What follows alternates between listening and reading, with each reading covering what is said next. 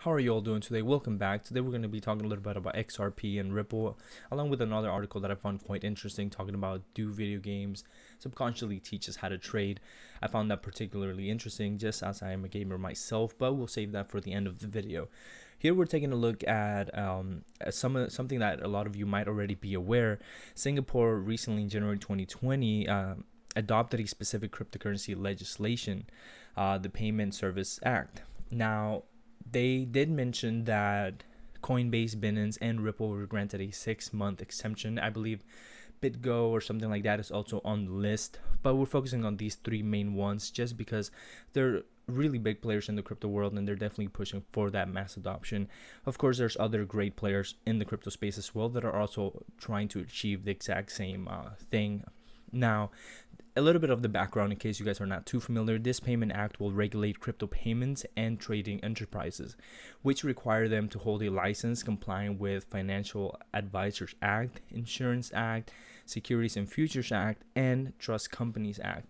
And this is quite amazing because right here it pretty much tells us that Singapore, it's obviously giving these three companies along with I believe, let me just scroll down so you guys can see that, yeah, BitGo and Gemini are also on the list, but it's giving these companies a 6-month advantage over the others. And I think that's amazing because that tells us that they strongly believe in these companies and they strongly believe that they're helping mass adoption. As some of you are already aware, or probably most of you are aware, Binance is definitely pushing for that mass adoption.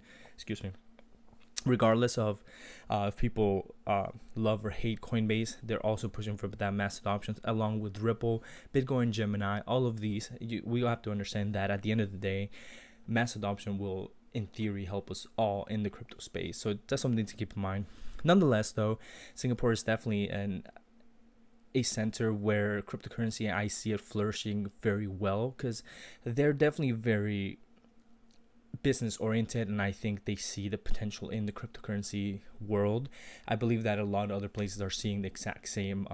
They're kind of having an epiphany and kind of realizing, hey, this is definitely something that it's here to stay, and it's definitely something that can even potentially help us as a country and so on.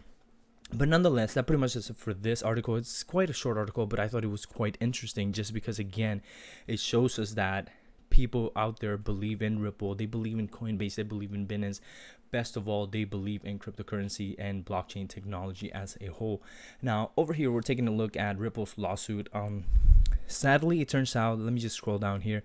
It turns out that it doesn't seem like this lawsuit thing is going to end anytime soon. However, something to keep in mind, and one of the key things again to take into consideration, let me just find it here really quickly. Okay, right here. However, the plaintiffs insist that the token is a security based on how it has been marketed, governed, and sold.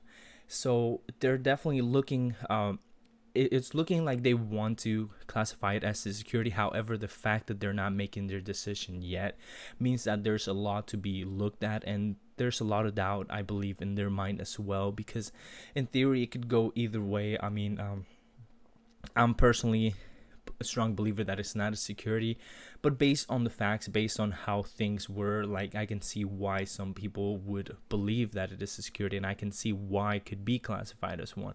Nonetheless, definitely stay safe out there, definitely stay up to date with this, because I think this is something that's definitely going to be could potentially be, actually, let me not say it's going to be, but it could potentially be a game changer for Ripple and XRP altogether, depending on how this actually plays out. But as we know, this has been ongoing for quite some time now, and as the article mentions, it doesn't seem to be ending anytime soon. Hopefully it does end in 2020 or sometime in 2020. I mean, with everything that's going on, this being classified not as security would be extremely good news compared to everything else. Along with, I think if that was to be the case, I think that a lot of more adoption would fall into place. Don't get me wrong though, adoption in general, it's already taking place. Adoption is definitely happening as I'm making this video, as you're watching your TV, as you're watching this video, as you're watching whatever you're doing, adoption is taking place. And that's something that, again, Singapore already is taking that further step to kind of make it more official, and I think that more countries are going to follow. I think that with everything that's going on, in the previous video I mentioned how the US was talking about, I don't know if they're actually going to do it or not. I believe they decided to back out of it, but they were talking about making a digital dollar that wouldn't be on an independent ledger. However, that just shows that we're one step closer to that cryptocurrency mass adoption. Again, that's just all my opinions. Always do your own research and see what you can come up with and see what your understanding is.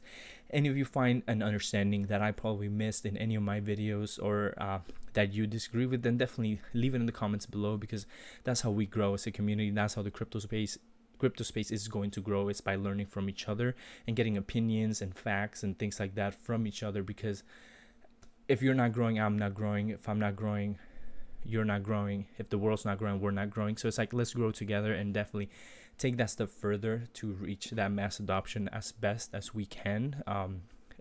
And just, just get it rock and rolling. But that pretty much does it for this one. I do hope that there's more clarity on this very soon. I mean, I think that this is definitely